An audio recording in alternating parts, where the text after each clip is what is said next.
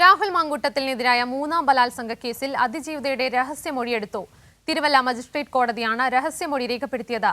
വിദേശത്തുള്ള അതിജീവിതയുടെ video conference മുഖേനയാണ് മൊഴി രേഖപ്പെടുത്തിയത്.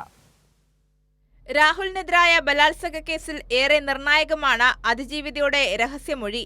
ജാമ്യഹർജി പരിഗണിക്കവേ കോടതിയിൽ പ്രതിഭാഗം അതിജീവിത രഹസ്യമൊഴി നൽകിയിട്ടില്ല എന്ന് ചൂണ്ടിക്കാട്ടിയിരുന്നു. പോലീസിന് മുൻപിൽ നൽകിയ മൊഴിക്ക് പുറമെ ജുഡീഷ്യറിക്ക് മുൻപാകെ അതിജീവിത മൊഴി നൽകിയിരിക്കുകയാണ്.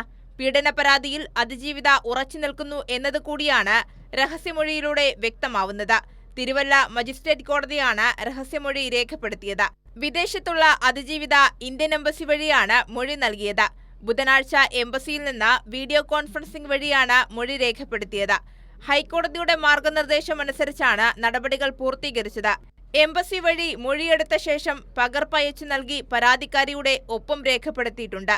നിലവിൽ കർശന ഉപാധികളോടെ ജില്ലാ സെഷൻസ് കോടതി രാഹുലിന് ജാമ്യം അനുവദിച്ചിട്ടുണ്ട്.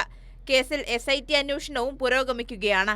ജാമ്യം അനുവദിച്ചതിന് പിന്നാലെ രാഹുലിനെ അനുകൂലിച്ചുള്ള സോഷ്യൽ മീഡിയ പ്രചരണങ്ങൾക്കേറ്റ തിരിച്ചടി കൂടിയാണ് അതിജീവിതയുടെ രഹസ്യമൊഴി. കൈരളി ന്യൂസ്, പത്തനംതിട്ട.